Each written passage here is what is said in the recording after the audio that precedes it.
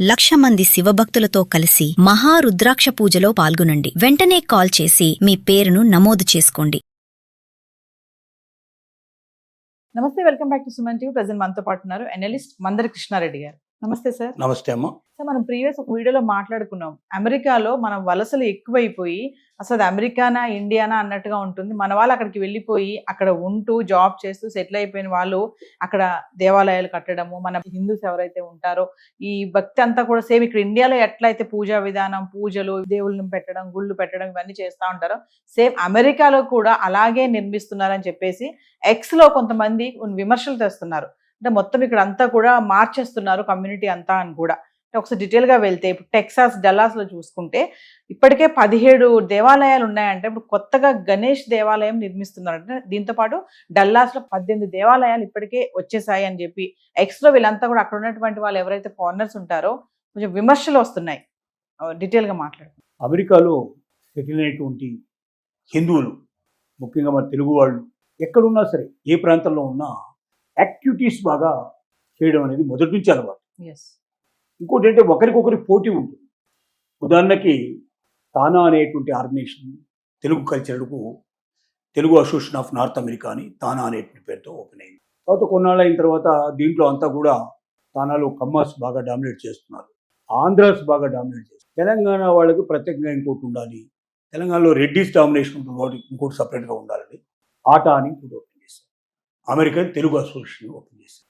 ఇప్పుడు ఏమైందంటే అది ఒక 10-20 ఏళ్లలో ప్రతి ఊరికి ఒక సంఘం ఏర్పడింది.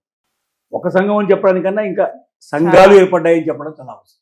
ప్రతి స్టేట్లో మళ్ళీ అక్కడ ఉన్నటువంటి టౌన్స్లో తెలుగు అసోసియేషన్స్ కుప్పలు తెప్పలుగా ఏర్పడ్డాయి. ఇవాళ కొన్ని వేల అసోసియేషన్స్ ప్రారంభమైనాయి. ఒకడిని మించి ఒకడు ప్రోగ్రామ్ చేయడం, ఇండియా నుంచి మొత్తం ముఖ్యంగా తెలుగు సినిమా యాక్టర్స్ని, అలాగే తెలుగు కల్చర్కి సంబంధించిన వ్యక్తుల్ని, ఇక్కడ గొప్పవాళ్ళు అనుకున్న వాళ్ళని, మేధావులు అనుకునే వాళ్ళని, రాజకీయ ప్రముఖుల్ని అందరినీ తరలించుకొని పోతారు. వాళ్ళే టికెట్ ఇచ్చి తీసుకుపోయేటువంటి కల్చర్ ఉంది. అమెరికా చూడాలనుకుంటున్న వాళ్ళు చాలామందికి ఇది ఒక అవకాశం, వీసా ఈజీగా దొరుకుతుంది కదా అని చెప్పి వెళ్ళేవాళ్ళు ఉన్నారు. ఈ సందిట్లో సడమే అని ఈ దాంట్లో అక్కడ భర్తలు ఉద్యోగాలు చేస్తుంటే భార్యలు ఇక్కడి నుంచి వెళ్ళిపోయి ఈ వీసా తీసుకొని వెళ్ళిపోయి అక్కడ సెటిల్ అవ్వడం, భార్యలు ఎక్కడ ఉంటే భర్తలు వెళ్ళిపోవడం, ఇలాంటివన్నీ కామన్గా జరిగేటువంటి పరిస్థితులు ఏర్పడ్డాయి. ఎందుకు కల్చరల్ అసోసియేషన్ గురించి చెప్పారంటే ఇదే రకమైనటువంటి పోటీ అన్నింటిలో ఉంది. ముఖ్యంగా దేవాలయాల విషయంలో కూడా ఇలాగే జరిగింది. దేవాలయాల్లో ఎలా ఉంటుందంటే నా దేవుడే గొప్ప అనే భావన చాలామందికి ఉంటుంది. సో అలాగా ఆ దేవాలయం కట్టారా, అయితే నేను అనుకున్న దేవాలయం కూడా పడితే బాగుంటుంది. దీనికంతా అక్కడ లోకల్గా కొంత కలెక్షన్ చేస్తారు, కొంత వాళ్ళ ప్రాంతాల నుంచి కొంత కలెక్షన్ చేస్తారు, ఎక్కడైతే ఆరిజిన్గా వాళ్ళు పుట్టినట్టు ఉన్నాయో ఆ ఏరియా నుంచి కొంత కలెక్ట్ చేస్తారు. ఈ పేరుతో ఒక 100 మంది బ్రాహ్మణుల్ని పూజారులుగా తీసుకురావడానికి అవకాశం ఉంటుంది. అంటే అక్కడ పనిచేసే వాళ్ళు 10-20 మంది అయినా సరే ఈ పేరుతో వచ్చేసి వాళ్ళు అక్కడ సెటిల్ అయ్యి బ్రాహ్మణికం చేయడం, పెళ్ళిళ్ళు, శుభకార్యాలు అట్లాంటివన్నీ చేయడానికి పనికొస్తారు. వాళ్ళు ఒక ఉద్యోగ కల్పన అయిపోతుంది. నా ప్రాంతం నుంచి ఒక 100 మంది తీస్తే మళ్ళీ నా బలం పెరుగుతుందని ఇట్లాగా పోటీలు పడి చేస్తూ ఉన్నారు. డల్లాస్ ముఖ్యంగా తీసుకుంటే 2-3 లక్షల మంది సుమారుగా ఇప్పుడు అక్కడ హిందూస్ అక్కడికి వెళ్ళి సెటిల్ అయి ఉన్నారు. అంటే డల్లాస్లో ఉండే మొత్తం జనాభాలో 3% హిందువులు ఉన్నారు. వీళ్ళు ఉన్నది 3% కానీ 97% తెగమక చేసే ప్రయత్నం చేస్తాం. ఇప్పటికే 17 దేవాలయాలు కట్టారు. ఇప్పుడు 18వ దేవాలయం గురించి ఈ మధ్య వెబ్సైట్ రిలీజ్ చేశారు. దాంట్లో 18,000 చదరపు అడుగులు టోటల్గా కన్స్ట్రక్షన్ చేస్తున్నట్టుగా వినాయకుడి దేవాలయంగా దాన్ని అనౌన్స్మెంట్ చేసి, దీనికి ఆల్రెడీ కన్స్ట్రక్షన్ స్టార్ట్ అయిపోయింది, ఇగో ఇది నిలబడుతున్నాం, ఇది ఇవి అని చెప్పి అన్ని కూడా దానికి సంబంధించిన అడావుడు అంతా కూడా చూపించారు. ఇది నెటిజన్లకి విపరీతమైనటువంటి కోపాన్ని తెప్పించింది. అంటే లోకల్గా ఉన్నటువంటి ఎవరైతే ఉన్నారో 97% మిగతా వాళ్ళు ఉన్నారు, వాళ్ళంతా కూడా దాంట్లో మళ్ళీ వేరే దేవాలయాలు కట్టుకున్న వాళ్ళు, ఈ దేవాలయం మీద ఆసక్తి లేని వాళ్ళు, దీనికి వ్యతిరేకంగా హిందువులు కూడా కొంతమంది రకరకాల కామెంట్స్ ప్రారంభించారు. ఒక దేవాలయం కడతారు, 100 మందిని తీసుకొస్తారు, ఆ పేరుతోటి ఇక్కడ సెటిల్ చేస్తారు అని ఈ రకంగా కొంత విమర్శలు. తర్వాత దీపావళి, దసరా లాంటి పండుగలు ఇప్పటికే అక్కడ మారుమోగే పరిస్థితి ఏర్పడింది. మన వాళ్ళు ఇంట్లో చేసుకోరు కదా, ఏదంటే బయటకు వచ్చేసి ఊరేగింపులు, వ్యవహారాలు, మేళతాళాలు ఇవన్నీ ఉంటాయి. ఆశ్చర్యం ఏంటంటే ఇండియాలో ఏదైనా కావాలంటే మేళతాళాలు తొందర దొరకవు, కానీ అమెరికాలో తొందరగా దొరుకుతాయి. ఇట్లాంటి వ్యవస్థలన్నీ అక్కడ అన్ని సప్లై చేసేందుకు రెడీగా ఉండేటువంటి వ్యవస్థను తయారు చేస్తున్నారు. ఈ పద్ధతి లోపల వినాయకుడి విగ్రహం కట్టినట్టయితే వినాయక నిమజ్జనం ఎట్లా జరుగుతుందో ఇండియాలో తెలుసు. వేలాది మంది ఊరేగింపుగా వెళ్తారు. దానికి దాదాపు 9 రోజుల పాటు వరుసగా పూజలు పునస్కారాలు జరుగుతాయి. అంటే మళ్ళీ ఒక పెద్ద సమస్య, పెద్దగా గందరగోళం ఏర్పడుతుంది ఒక భయం. డల్లాస్కి పోయినసారి ఎలక్షన్స్ లోపల వచ్చిన వ్యక్తి ఎవరైతే ఉన్నారో, డల్లాస్ హెడ్ ఎవరైతే ఉన్నారో, అతను ముస్లిం ప్రతినిధి ఈసారి ఎలక్ట్ అయ్యాడు. అసలే ముస్లింల గొడవ బాగా పెరిగిపోయింది. వాళ్ళు రంజాన్ జరుగుతోంది. ఈ రంజాన్ టైంలో వాళ్ళు రోడ్డు మీదనే ప్రార్థనలు చేసుకుంటున్నారు. తెల్లవారున 5 గంటల నుంచే మైకులనే మోగుతున్నాయి. ఇవి వాళ్ళకి బాగా చికాకు తెప్పిస్తాయి. ఎందుకంటే వాళ్ళు పక్కింట్లో టీవీ మోగితేనే వాళ్ళు వెంటనే కేసు పెడతారు.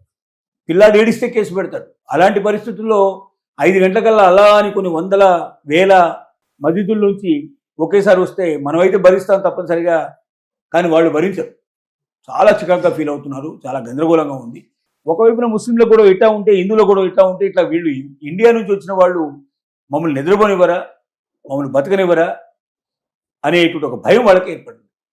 తద్వారా నెటిజన్లు విపరీతంగా దీనికి వ్యతిరేకంగా కామెంట్ పెడుతున్నారు. రెండోది, అసలు ఒకవైపున అసలు ఇండియన్స్ ఉంటారా లేదా, అక్కడ పని నుంచి వచ్చినట్టు వాళ్ళు ఎవరైతే ఇతర దేశం నుంచి వలస వచ్చిన వాళ్ళని ఉంటారా, ఉంచుతారా, వాళ్ళని ఎప్పుడు పంపిస్తారనే భయంకరమైన పరిస్థితిలో కూడా మన పోటీ తగ్గడం లేదు. హిందూ దేవాలయాలను పెంచే ప్రయత్నం చేస్తున్నారు. వాళ్ళకేం భయం అంటే, అసలు మా కల్చర్ అంతా నాశనం అయిపోతుంది, మా ట్రెడిషన్ అంతా నాశనం అయిపోతుంది. రేపు మొత్తం ఈ వలసదారుల యొక్క ట్రెడిషన్ కల్చర్ తోటి నిండిపోయి ఈ దేశంలో ఉండే వాళ్ళు కూడా దాంట్లో వాళ్ళకు వెళ్ళిపోతారు. మతాలు వేరు తీసుకొని వాళ్ళంతా కూడా ఇండియన్స్గా లేకపోతే వేరే దేశాలుగా మారిపోతే చివరికి మనకు సంబంధించినటువంటి వ్యక్తులు లేకుండా పోతారని వాళ్ళ భయం. అందుకోసం వాళ్ళు పూర్తిగా వ్యతిరేకిస్తున్నారు. వలసవాదుల్ని అమెరికా నుంచి పంపించాలనుకోవడానికి ఒక కారణం ఇది కూడా చెప్పుకోవచ్చు. అంటే ఇండియా నుంచి వచ్చిన వాళ్ళ యొక్క బల ప్రదర్శన, దేవాలయాల ప్రదర్శన, వాళ్ళకి సంబంధించినటువంటి మతానికి సంబంధించినటువంటి ప్రదర్శనలు, వివాహాలు అట్లాంటివన్నీ కూడా బాహాటంగా చేయడం, హడావుడి చేయడం, ఇవన్నీ కూడా వాళ్ళకు భయాన్ని కలిగిస్తున్నాయి. చివరికి మేమే మిగలకుండా మా అస్తిత్వమే లేకుండా పోతున్న భయంతో వ్యతిరేకిస్తున్నారు. ఇది అమెరికన్స్కు ఇండియన్స్ మీద, వలసవాదుల మీద కోపం రావడానికి ఇది ఒక మేజర్ కారణం అని మనం గ్రహించాల్సిన అవసరం ఉంది. కొంతకాలం కనీసం ఈ గొడవలన్నీ అయిపోయి ట్రంప్ పూర్తిగా ఈ 2 ఏళ్ల పరిపాలన అయిపోయేదాకన్నా హిందువులు కాస్త కూల్గా ఉంటే మనకు మంచిది. లేకపోతే దీనివల్ల ఏ ఉపద్రవం పడుతుందో తెలియని పరిస్థితి ఏర్పడుతుంది. Thank you.